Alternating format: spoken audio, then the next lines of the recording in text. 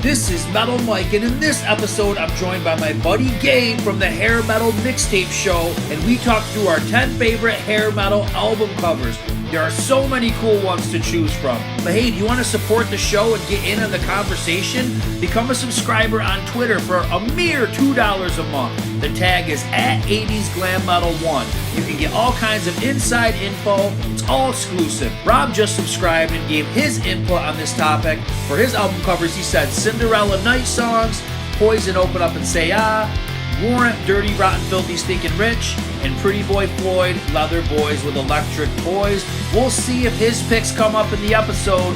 Now it's time to check it out. Well, Gabe, man, welcome back to the 80's Glam Metalcast, brother. How are you?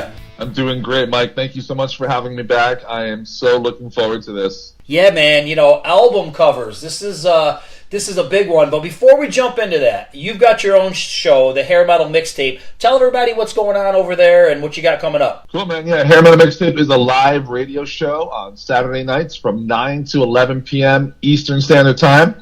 There's band exclusives, band interviews, plus a curated mixtape, the last hour and a half of new, current, and classic hair glam, sleaze, and hard rock from the 80s, 90s, 2000s till today. Awesome, man. I've been on there and talked with you a few times. I've always had a good time, so I'm looking forward to your future episodes. Awesome, man. Me too.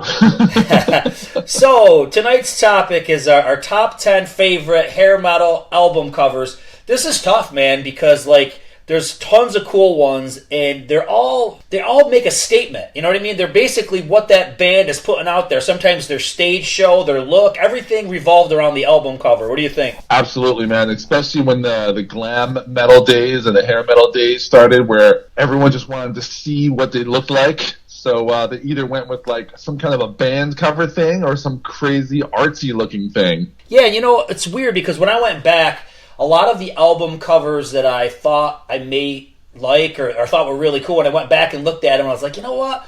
Kind of lame. Sometimes it's just like a symbol or something. It's not even really that much going on there. So I feel like my thoughts have changed on some of them, and some of them I've loved since the first time I saw them, and I still love them. Well, why don't we jump in, man? What do you got for number 10? All right, so number 10, I made a number 10 because I literally bought this vinyl album cover just by seeing it. Here I stand, all alone, trying to fight the pain from a broken heart. And that's White Lion's first album, Fight to Survive. Oh, yeah. Yeah, that's a cool one. And you know what? I've got a few like that too. So when you bought it without really even hearing the band and just seeing the cover, that's a strong album cover. So tell me, my God, what do you like about it? There's blonde David Lee Roth-ish looking character with tiger stripe tights, laying dead Jesus pose or whatever on top of a literal White Lion statue. It's so dramatic. It really is. It's so dramatic. That's what I love about it. And then the giant logo up top is just really cool. And it's all black and white, too. In the time of a glam, you can tell those pants are really, bright, but it's all black and white, which is pretty cool. Yeah, that is a cool one. And, even Pride, it's just the lion's face. But yes, it's bold, and it really hey man, White Lion, it's telling the tale. So a lot of the album covers, like I said, they were bold, they caught your attention. But I can see why you picked Fight to Survive. It's a good one. Mm-hmm. All right, man. My number 10.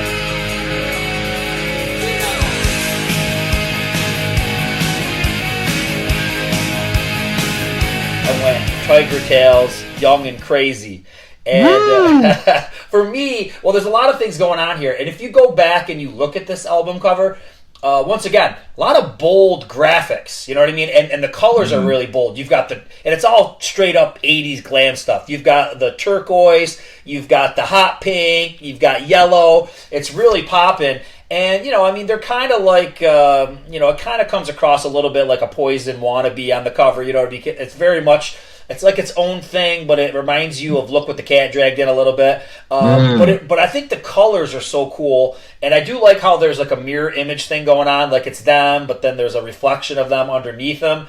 And this is one of those ones, man. I bought it without ever hearing a lick of the band, and for this one, the album cover really was important because Tiger Tails was not getting played on radio. They didn't have a video on MTV. It was like an import, you know what I mean? So, right. So I think when I think of like a bold album cover that gets your attention, this one got my attention, man. I bought it, and of course, it sounded like what it looked like. Maybe they were a little heavier than what they looked like on the cover, but mission accomplished with those guys. They got my attention, and I still love that cover. That's a good one, too, definitely. All right. What do you got for number 9?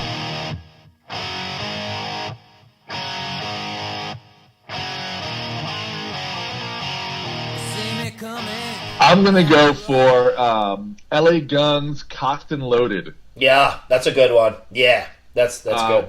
Yeah, once again, I mean, like, that's another one where, like, you know, obviously their first one was, like, their badge or their logo, and that kind of looked cool with the guns ablaze and whatever, but this one was, like, something right out of, like, it was almost, like, mixed, like the old 70s heavy metal magazine, those kind of album cover things, and then, like, but it was also more of a modern band at the time, too, so it was kind of like, wow, am I even allowed to buy this kind of thing? Yeah.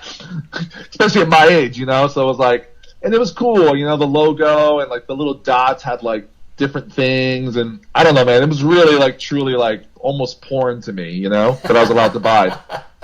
You know, another thing about that one that, you know, as I agree with everything you're saying, almost had a little bit of a psychedelic vibe. It almost looked like hippie art, you know what I mean? Yes. But I think the main thing that a lot of these album covers did, I think, was the colors. So, like, LA Guns just always had, like, the black, red, blue vibe, you know what I mean? And I feel like that was, once again, their first album did that, and this one kind of had the same color scheme as well. So, kind of keep it true where, like, black and red was, like, LA Guns' thing, and they really did well. Where not a lot of color beyond that. But, yeah. Very cool album cover. And once again, that was what they used as the backdrop for their tour. So a lot of these things had to transcend the album, and sometimes somehow something about it appeared in the video, or it was in the backdrop, or it was something. So yeah, well, that is a cool one.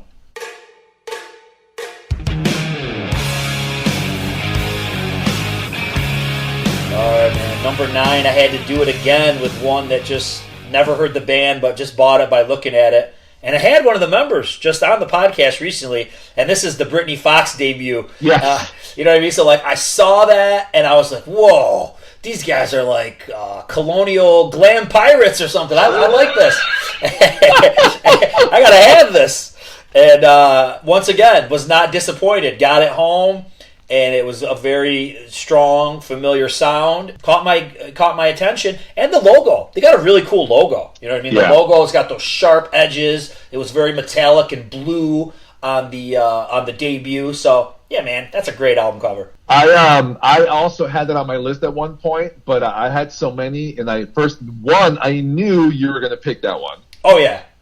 And two, one of the criteria I had to give myself was to get off all the albums that had band member cover, like all the band members on the cover. Yeah. I had to. There's so many. I was like, yep, that one. I was just like, oh no, how am I going to do this? So yeah, very good one on that Britney Fox one. That's excellent. All right, man. What do you got for number 8? All right, number 8.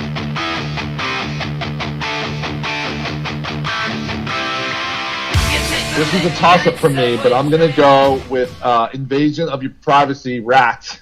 Yeah. Oh, yeah. That's a cool one. What do you like about it? I think I already know what you like about it.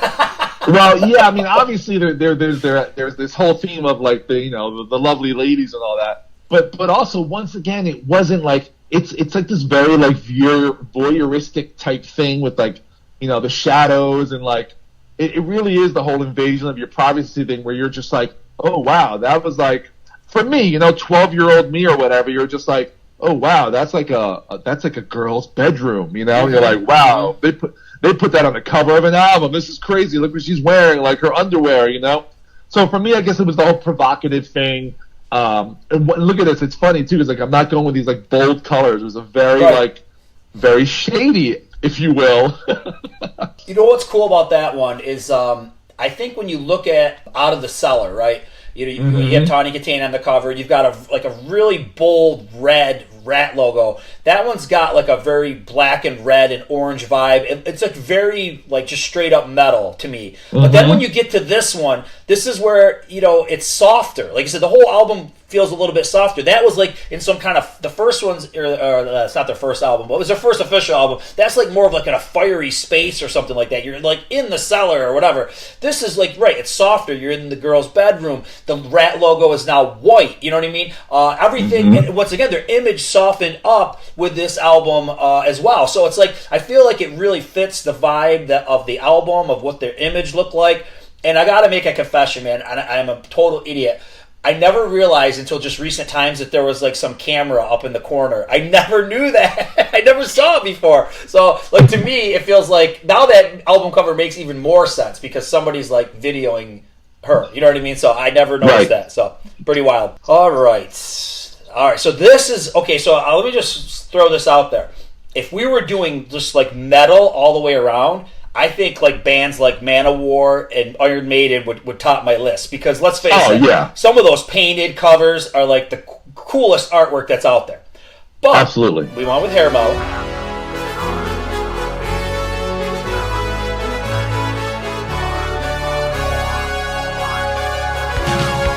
And I had to go with Europe, man, the Final Countdown, because once again, it's a super cool painting. And it's so 80s, and it almost reminds you of like Superman 2, like the people that were stuck on the, you know, the bad guys when you put them in the Phantom Zone and they're on like those cards or glass pieces. So I feel like it's total Superman 2, total 80s. It's just a cool picture, man. And I've really been thinking recently I want to get a shirt of this album cover because it's so cool, painted. It's just total 80s. It's space age feeling. It just nails it, man. It's awesome. Yeah. So good. All right. Number 7. Run, filthy, stinking All right. So I'm going to go with Warrant's first one, Dirty, Rotten, Filthy, Stinking Rich. Nice. It really, I specifically remember buying the cassette and like not even knowing that was the Warrant album, just seeing that picture of even then when I was a kid knowing that was a Donald Trump like dude. Just from seeing him in like Home Alone and those movies, like I loved it. And then I was like, oh crap, this is the new Warrant. This is Warrant. Like this is that band I just read about. This is awesome. And I bought the cassette. Oh yeah, it was like the first time you see like a real caricature of somebody who could be somebody but not somebody, and it was just like it wasn't some chick on the cover, you know, where everyone's like woo, you know, It was just like wow, what is this? It's like some money dude. Yeah, no, that one may be coming up for me, so I'm just gonna stay quiet on that one. All right, I gotta go, and some people might question this one. I don't care. I'm just gonna say it.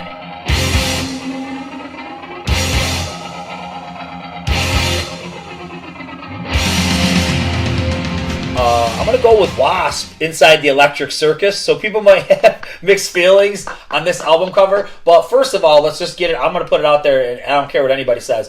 Wasp was going for hair metal at this point in their career. Because when you look at the photo shoots of this album, everybody's wearing spandex. Everybody's got purple. Blackie's wearing white in one of the photo shoots for this. Yeah. So, you know what I mean? He had makeup on, eyeshadow. So they're definitely going for glam. And this was one of those ones, man. I think I remember seeing the album, like the actual record, in like a drugstore, you know, the local drugstore. And I, at that point, never heard Wasp, but I was like, I've got to get this album because this just screams to me like something that I would like. You got the long-haired rocker on the front. He's got the BC Rich Warlock with the cracked glass. You've got neon bars that are keeping him in the cage. And he's wearing, I used to think it was like tiger skin spandex, but I think if you look at other outtakes, he's actually got that shit painted on his body. So it's pretty weird. It's pretty crazy. But and then that very bold Wasp logo. They changed the Wasp logo. They got rid of the bullets or the screws in between it to make it look like it just could be Wasp, not we are sexual perverts or whatever it is. But I just think that as a young kid, man, that caught my eye and that made me want to check out that album. And I just fell in love with Wasp right away and went back. And that was a cool thing. Like if you were catching a band at this point, like say I got into music around 86, so I just went back, you know what I mean? I went back and I got the older albums. Same thing with Rat, you know what I mean? Got into Rat probably around 86, but then I went back and I got those other albums. So, well done with Wasp, because they definitely they got my attention with that one. Definitely, man. That's I love even like what is it, a hockey stick? It's like on the left of the album. Is that a I don't know what they got going on that one. There's some crazy stuff. And there's like a girl on the back, like she's all wrapped up in a phone wire. Like you can only see her left. Like this is weird. And like it's got like their cases for like their touring equipment. It's kind of out there, but it works. All right, man. What do you got for 6?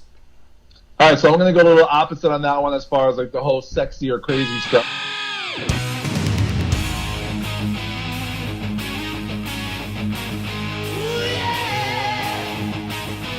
But I was really intrigued. Same thing with the first Winger album. Yeah, I was thinking about. I didn't put that one on my list, but that's a very cool album cover. Yes, that was one of the first album covers where I was like, "Oh wow, man, that's actually like art." Yep. You know, like where you can sit there and stare at the album all day, figuring out like, "Oh, is that a compass? Is that a laser?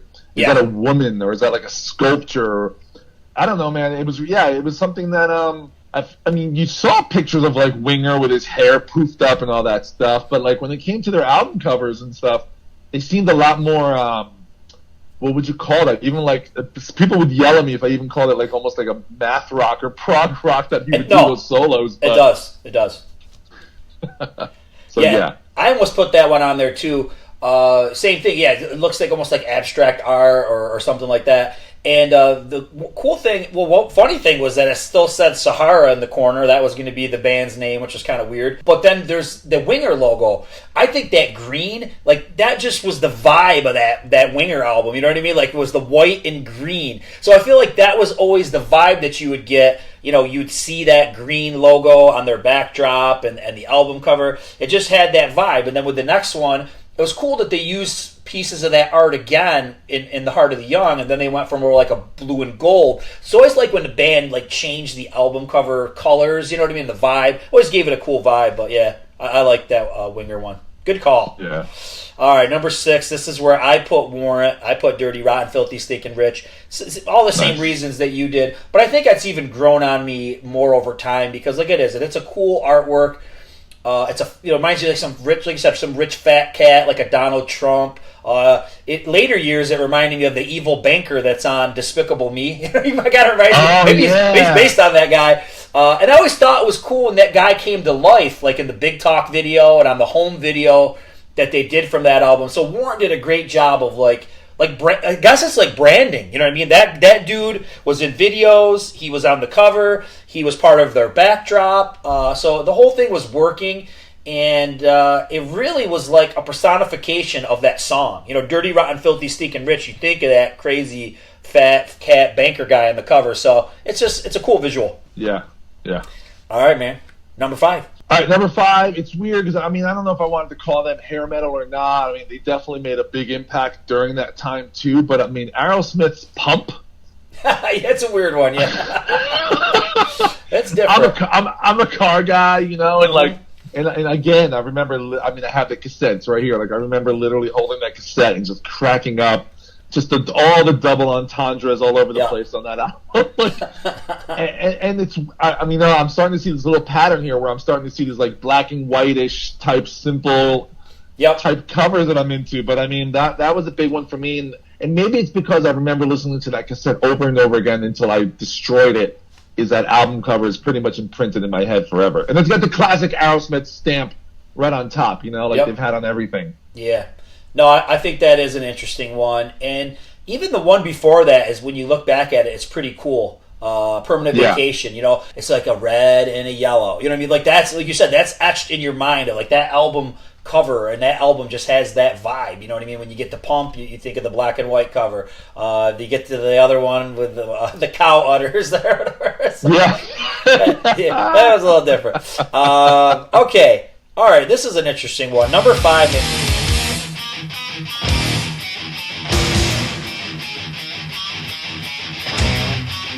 And I'm going with Stryper, Soldiers Under Command. And I just think that, you know, when you can get the band and you put them with like missiles and machine guns, and they've got the yellow and black van. It reminds you of A-Team, kind of. You know what I mean? Like Christian A-Team or something. I don't know what's going on. Right. But right. I think those kind of album covers where you put the band into some kind of crazy, backdrop or almost like they're in a movie, an action movie.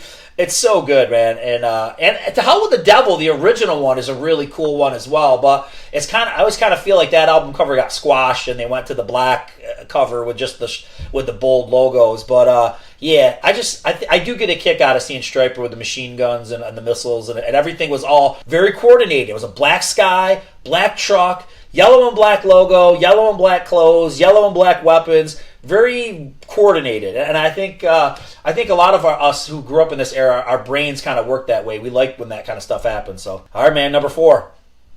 Number 4. This was so hard.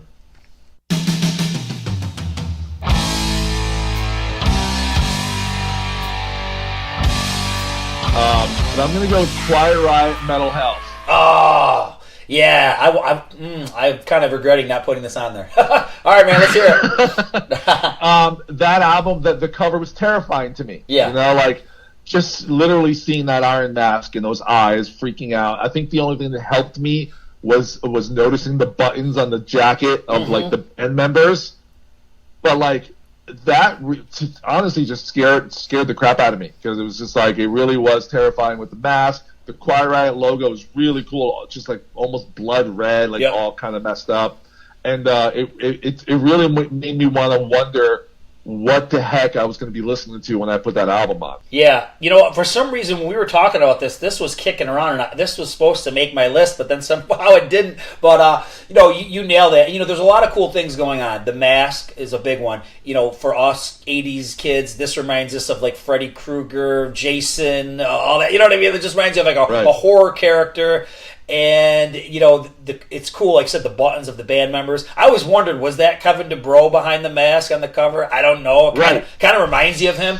But then they did a great job of making that album cover come alive in the video for Metal Health. You know what I mean? So, so I feel like the mask, it was so important, and that was such a big album. That really paved the way for hair metal. So yeah, that needs to be on the list, man. Good call.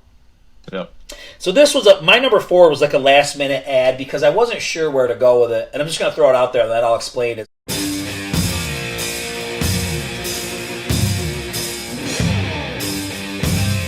Is Motley Crue Shout at the Devil. So if we're talking about the album with the big pentagram, I'm not really a huge fan for multiple reasons. I'm not big into that, but it made a statement. But I think what I like the most, the album cover part that I'm going with is the 4 pictures of the guys. So, when we look at the cassette and you look at the gatefold in the Shout at the Devil album cover and you look at the CD, you've got the 4 squares of the guys. And this is probably the coolest that Motley Crue has ever looked. They're in some apocalyptic background. There's fire. There's all this crap. They got killer metal outfits on. This look that kill, right, goes into the video of Looks That Kill. So once again, Motley Crue did a very nice job of taking how they looked on that album and making a video where kind of that whole vibe comes alive. So I just think those are probably the most iconic pictures of Motley Crue ever, and I wanted to put a Motley Crue one on, and I just didn't know which one to do because honestly, when I go back, a lot of their album covers really aren't that good. You know what I mean? Right. Like Dr. Feelgood. I mean, it's cool, but it's not as good as some of the ones we've talked about. Girls isn't bad. They're on their motorcycles, but it's not earth shattering. Theater of Pain, I don't know. It works, but I don't know. So, and then obviously, I'm not a big fan of just looking at Vince Neil's crotch for 2 minutes. It's iconic, but it's kind of weird. But so I feel like those. If I'm going with the picture of the 4 dudes from Shout at the Devil, that I got to go with that one because that's pretty iconic. Yeah, that's fantastic, and that's probably the best way to go. Yep. Number 3. All right, number 3, also very, very, very difficult. But I'm going to go with Twisted Sister, Stay Hungry. Yes. This is huge. I mean, Dee Snider alone is just terrifying. I mean, he's holding this giant bone that looks like it still has meat on it. Yep. And it was cool because the album cover before that was just the logo, the big silver letters and and before that was band cover type stuff. So just to see him alone and like just got the raw bone and all the skeletons. Again, another horror scene Yep. that was really like I was into, you know? Yeah, that's one of the coolest album covers ever. It's just, yeah, it just personifies what Twisted Sister is all about. I think Metal Health and Stay Hungry are just, like I said, they've kind of paved the way musically, visually for everything that came after it. But yeah, that's a good call, brother. All right, my number 3, I went with a real glammy one, man.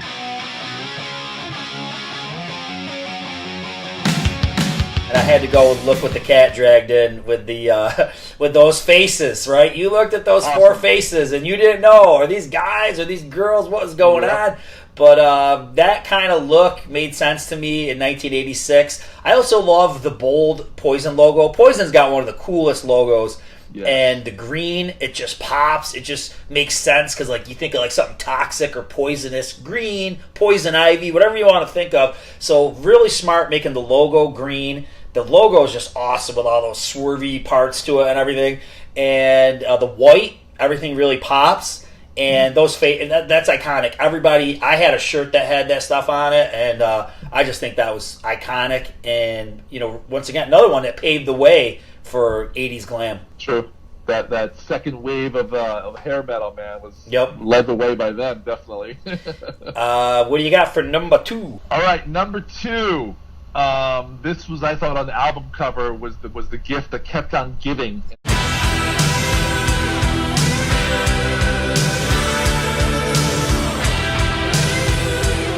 That was Def Leppard's Hysteria album cover. Yeah, that's a pretty wild piece of art. Oh, yeah. Yeah, man, the fact that, like, you can look at it in several different ways, not knowing what faces are screaming. Is it a human? Is it an animal? Like, is it some kind of a werewolf thing? But then you got the whole Tron thing happening.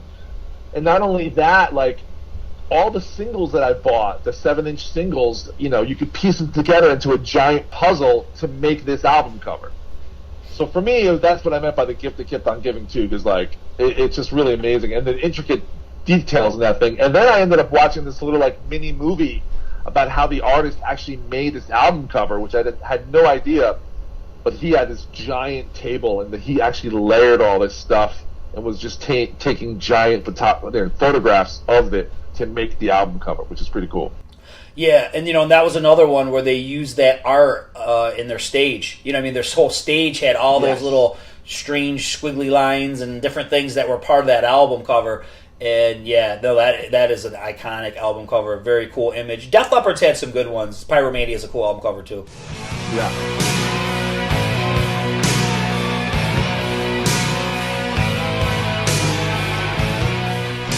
I gotta go with another glam one. This one just screams glam goodness, and it's night songs. Cinderella. Yeah. I think Cinderella just did a great job of putting themselves into the night, into the alleyways, and that purple.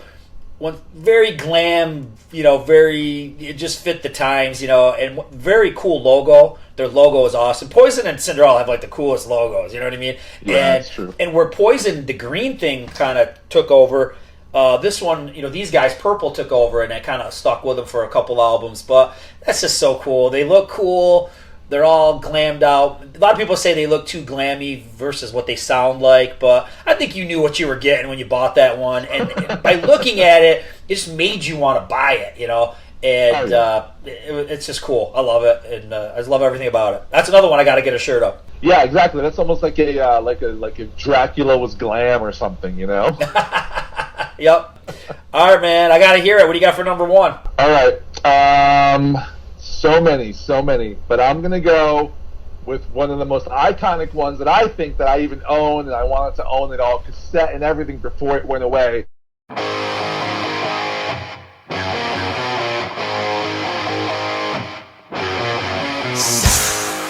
And that was Poison's Open Up and Say Ah. Yeah, that was a crazy one. That was a big one. I mean, just the fact that, like, we didn't even know that, I don't even know how many months later it ended up getting censored, which made it even cooler that everyone had the original one. But just the fact, it's just like this, like, girl painted as whatever animal this is with this ginormous tongue, and, like, it really just I don't know, man. It really was something that was bold, and like I'm staring at it now, and then you keep looking and looking and keep finding more and more things where you're like, wow, this really happened back then. Yeah. It played onto a lot of key things, you know what I mean? Like the big hair, the tiger skin. You know, look how many things were tiger skin. You know, like Kiss Animal Eyes and the White Lion stuff. You know, stuff. It was like there was so much of that tiger skin flying around, and it was just a big thing of the '80s. But yeah, you're right. It's very bold. They used it for their live stuff. That was their backdrop, and still kept that green logo, which was cool. Well. Some people might dispute what I got for number one, but I couldn't not put him on.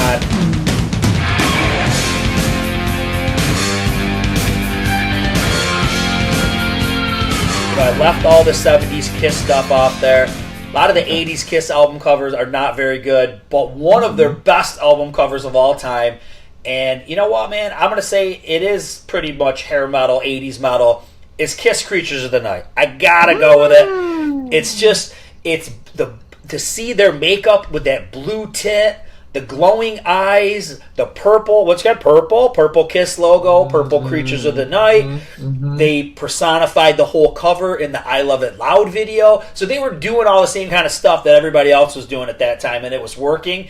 And another reason why I got to give this one the pass and say that it fits is because this album cover was so cool. It just kept popping up all throughout the 80s. I would go into shops and I would see the stickers, the bumper stickers of this album cover. You could still buy the Loudest Band in the World poster, and that had them all in the blue with the rocks and the smoke. And I remember having like a bootleg Crazy Night shirt when I was a kid. It had Crazy Nights on the front and it had Creatures on the back. So I feel like this was around all throughout my childhood. And then, of course, the sound of it is very much in tune with 80s hair metal. That's why Kiss changed the cover and tried to pass it off as a non-makeup album around 85 when they changed the cover. But that cover is okay, but it pretty much sucks compared to the Creatures of the Night cover. And, yeah, they also destroyed the mix, too. yeah, and they changed some of the order and everything. But Creatures of the Night, it's just a very cool album cover. I look at it as one of their best, and it's just their faces. You know, those are some of the ones that are just so cool. When you look at Dynasty, you look at Creatures of the Night, there's really not a lot going on besides their faces. This one, they made it blue and they put the glowing eyes and everything, but sometimes just having Kiss on the cover is all you need. So yeah, right. I gotta go with that one, man. Did you have some honorable mentions that you want to throw out there? I did have some honorable mentions, and you mentioning that Kiss album reminds me of the Killers album cover too. Yeah. Yep. With that Paul bandana. I mean, talking about glam. Yeah, like their look right there. Like at least the hair was terrible, right? But but that Killers album that really pops. There's a lot of cool colors on that. That thing really pops with all that weird fluorescent shit behind them and the logo and everything. So I think that if they would have had some better hair, that would have been a great hair metal album cover. Right? I guess I gotta say, like, there's a few different honorable mentions, but the one I think for me that like literally made me, this was my sister's record, and it got me staring at actual album covers, and I think what got me into hair metal. But, she had Def Leppard's High and Dry. Yeah, that's a weird one. Yeah. Yeah, man. And it's just got, like, the dude that, like, keeps getting balder. Yeah. There's the guy diving into this pool, but the pool looks like it's no water. No water. It, like, yeah. That's weird. It's really cool, man. I don't know. I guess it was one of those album covers where I was just like, who is this? What is this? And I keep staring at it because I still own it to this day. I keep staring at it, you know? Yeah. One of mine that I've really wanted, if we went with more albums that would have made it, I think is Dawkins, Under Lock and Key. I just like that one. You know, once again, very bold Dawkins logo in yellow. You got all the yellow smoke. The guys are all glammed out, showing you what their image is for this album's run. And I think that's a great one. Yeah, I love that one. Yeah. Very bold. Man. Very bold cover. What else you got? Some of my favorites also was Slaughter's First. Yeah, that's a cool one. Yep. But it also like bookended with like, it's funny because like you had Slaughter's First, but it still had a little bit of like a weird Photoshop look to it. Yeah. but it wasn't as bad as like Firehouses, you know. That looks so bad. You know what's a good album cover that was in Ozzy's hair metal phase was Ultimate Sin. That's pretty. Oh, yeah. That's a painted one too. You know, I mean, you got the zombie girl in the front, and then you've got Ozzy's like some kind of weird, like a bug man and like slime, and then there's the bomb like the nuclear bomb to kind of pay homage to like some of the nuclear war stuff that's on there. That's a pretty interesting cover. Yeah, those are pretty crazy. I know since you are a Dawkins fan too, like, but Tooth and Nail, like what? Oh, that's weird. That's so weird. It's like the creature from the Black Lagoon. That's weird. Yeah, those are definitely some of those weird ones. But I mean, like, how about like? Could you even consider like Van Halen, like 5150 or 1984 in that genre? Yeah, area, Yeah, I think it's kind of I gotta say maybe a little bit of a miss that we didn't put 1984 on there because that's like iconic, man. Get that little angel guy with the cigarettes. I don't really know what it all means, but it was part of my childhood. You know what I mean? Right. Now, what about some album covers that are kind of suck? And I noticed that when I went through them, you know who had real shitty album covers in a great time period of great album covers was Whitesnake. When you think of like the they had some cool ones like in their 70s ones or whatever, or the early 80s. But if you think of the album covers for 87 and Slip of the Tongue, like those album covers are stupid. It's just the emblem on like rock. You know what I mean? Like it's just. Yeah. I mean, it made sense. Like it was cool, and then they used that emblem, obviously on their backdrops and stuff. But at least those two are major misses. Like you could have like put a picture of the band. I know for 87 the band was falling apart and there was a different band that came on board. But I think especially for Slip of the Tongue, when you had Steve Vai and all those guys on board, like man, you could have had to come up with something better than that little red emblem. Come on. Yeah, absolutely. Because Slide It In was probably the coolest album cover, the last one they had. Right. And then another person that I thought didn't have a few ones that were duds was Bon Jovi. When you think of like New Jersey, it's just like blue with like says Bon Jovi New Jersey. Like it's not much going on there. Some of them is just there's not much going on. It was his jacket patch or whatever, and that was like, And I get Slippery When Wet. They tried to do the original album cover. But what about 7800 Fahrenheit? That's a pretty messed up cover too. It's like his face, but all blurred and weird. I don't know. That's a weird one. Yeah, I guess you're right. Bon Jovi album covers were never something to really like want to hang on the wall, huh? No. And then there's a lot of album covers out there. And you mentioned LA Guns, which is cool. That first album is pretty cool. But a lot of the bands almost did like a shield or a symbol. So when you look at like Dokken, Back for the Attack is like that. LA Guns is like that. Obviously the emblem for Whitesnake. There's a lot of I was looking at like my playlist and like Nitro, OFR is like that. It's just a big poppin' logo. It's not really anything but that. And a lot of bands did that. Right. You know which one I did forget to mention is the Pretty Boy Floyd, Electric Boys, Electric Toys. I thought of that one. Yeah, I think that one's cool, and it's definitely like a throwback to like Destroyer or something like that. But I think that's why I wasn't totally enthused with it, because it just felt like a copycat of like if you took like Motley Crue's logo from Theater of Pain and you mixed it with Destroyer, and like, to me it just felt like a major copycat cover, but it was a cool cover. Right. What about Warrant's Cherry Pie? It's just so generic. I just don't. I'm not feeling it. You know what I mean? Some of them, it's like I get it. You put the girl on there, but to me, it's almost like it's just kind of corny. I think the other one was way better. I think Dirty Rotten Filthy Stinking Rich was so much cooler. So I think sometimes that kind of stuff would work, but I think a lot of times you fall into just this cliche type of stuff that just came across as kind of corny. That's just me. Yeah, I mean, there's definitely one decal / sticker that I did see to this day is that GNR first album, Appetite album cover. That's everywhere, I mean, even the shirts to these days, right? Yeah, I don't even like Guns N' Roses, and I can't deny the cross with the skull heads. I mean, that's so cool. Just being honest.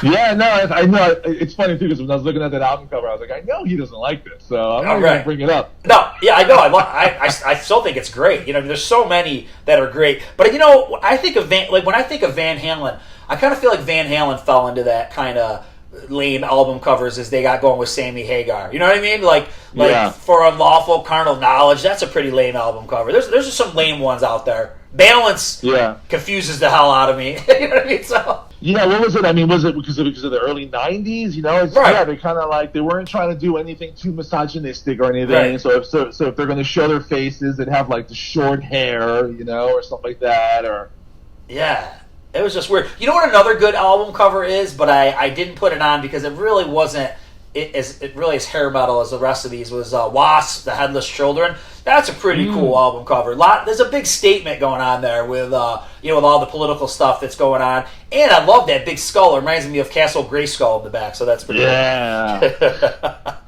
So that's a good one. So there are some really cool ones. A lot of them made a statement. Some of them were just fun, but they all pretty much were the representation, the visual representation of what the band and what the album was about for that time period. And it, like I said, it bled out into the videos, into the stage shows. So it's good stuff, man. yeah, absolutely.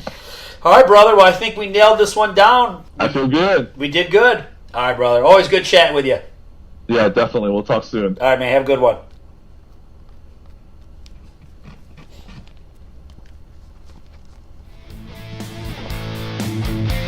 Well, that was great looking back at all those classic hair metal album covers. Make sure you subscribe so you don't miss a thing, and also subscribe on Twitter. Rock on!